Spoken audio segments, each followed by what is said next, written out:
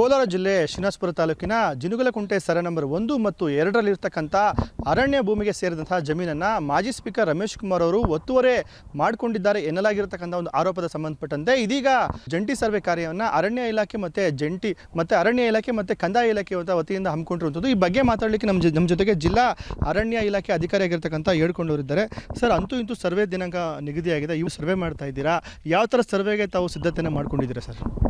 ಅದೇ ತಮ್ಮೆಲ್ಲರಿಗೂ ಗೊತ್ತಿದ್ದಾಗೆ ಮಾನ್ಯ ಉಚ್ಚ ನ್ಯಾಯಾಲಯ ಆದೇಶ ರಿಟ್ ಪಿಟಿಷನ್ ನಂಬರು 12996/2012 ಅಂದರೆ 2013 ಏನು ಆದೇಶ ಕೊಟ್ಟಿದೆಯೋ ಆದೇಶ ಪ್ರಕಾರ ಪಿಟಿಷನರ್ ಅವರು ಏನು ಪರ್ಚೇಸ್ ದ ಲ್ಯಾಂಡ್ಸು ಅರಣ್ಯ ಇಲಾಖೆ ವ್ಯಾಪ್ತಿಗೆ ರಿಸರ್ವ್ ಫಾರೆಸ್ಟ್ ವ್ಯಾಪ್ತಿಗೆ ಬರ್ತವ ಅಥವಾ ರೆವೆನ್ಯೂ ಜಮೀನುಗಳಾಗಿದೀವ ಅನ್ನೋದು ದೃಢಪಟ್ಟುಕೊಂಡು ಕನ್ಸರ್ವೇಟರ್ ಆಫ್ ದ ಫಾರೆಸ್ಟ್ ಅವರು ಅದ್ರ ಮೇಲೆ ಆ್ಯಕ್ಷನ್ ಮಾಡಿ ಅಂತ ಹೇಳ್ತಾರೆ.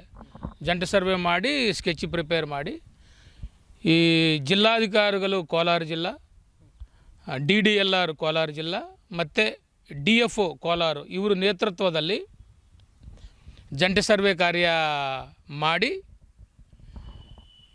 ಇದಕ್ಕೆ ಸಂಬಂಧಪಟ್ಟ ನೋಟಿಸ್ಗಳೆಲ್ಲ DFO ಕೋಲಾರ ಅವರೆಲ್ಲ ಈ ಸರ್ವೆ ಕಾರ್ಯವನ್ನೆಲ್ಲ ನಿರ್ವಹಿಸಬೇಕು ಅಂತ ಕ್ಲಿಯರಾಗಿ 2010 ಜಡ್ಜ್ಮೆಂಟು ಮತ್ತು 2013 2 ಜಡ್ಜ್ಮೆಂಟ್ನಲ್ಲೂ ಅದೇ ಹೇಳ್ತಾರೆ. ಅದರಲ್ಲಿ ಯಾವ ರೀತಿಯಲ್ಲಿ ಸರ್ವೆ ಮಾಡಬೇಕು, ಯಾರ್ಯಾರ ಅಧಿಕಾರಿಗಳು ಖಚಿತವಾಗಿ ಅಲ್ಲಿರಬೇಕು ಅನ್ನೋದನ್ನು ಮೆನ್ಷನ್ ಮಾಡಾಗಿದೆ. ಆದ್ದರಿಂದ ಈ ಯಾರ್ಯಾರ ಅಧಿಕಾರಿಗಳು ಬಿಟ್ಟು ಬೇರೆ ಅಧಿಕಾರಿಗಳಾಗಲಿ, ಬೇರೆ ಅವರು ಇನ್ನೊಂದು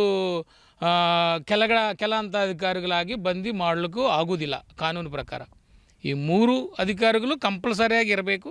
ಅವ್ರ ಕೆಳಗಡೆ ಅಧಿಕಾರಿಗಳು ಹೆಲ್ಪ್ ತೊಗೊಳ್ಬೇಕು.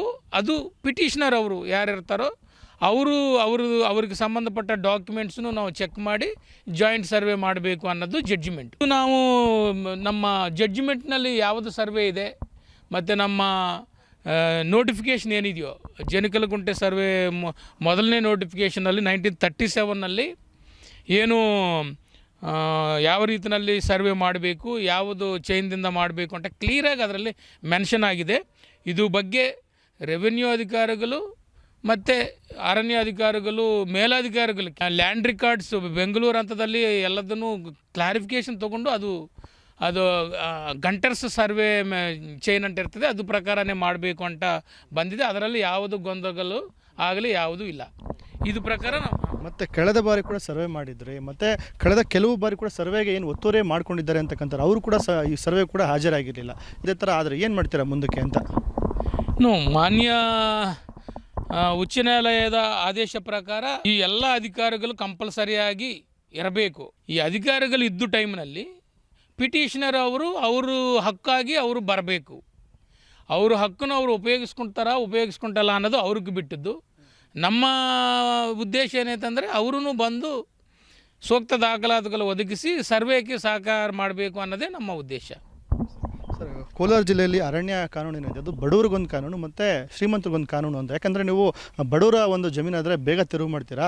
ಈ ಥರ ಒಂದು ಎಂಕ್ರೋಚ್ಮೆಂಟ್ ಏನಾದರೂ ನಾಳೆ ಏನಾದರೂ ಎಂಕ್ರೋಚ್ಮೆಂಟ್ ನಿಮಗೇನಾದರೂ ಅದು ದೃಢಪಟ್ಟರೆ ಮುಂದಿನ ತಮ್ಮ ಕ್ರಮ ಏನಿರುತ್ತೆ ಸರ್?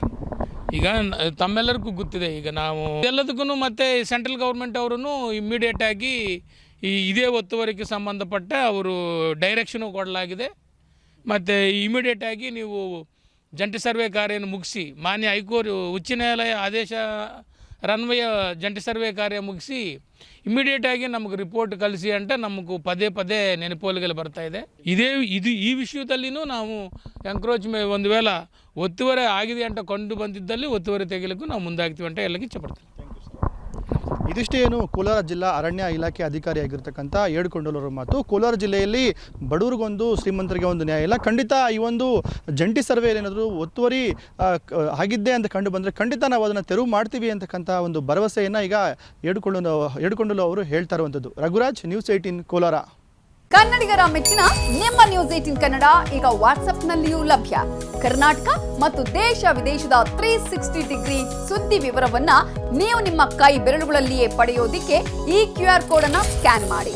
ನಮ್ಮ ಚಾನೆಲ್ ಅನ್ನ ಫಾಲೋ ಮಾಡಿ, ನೋಟಿಫಿಕೇಶನ್ ಆನ್ ಮಾಡಿ.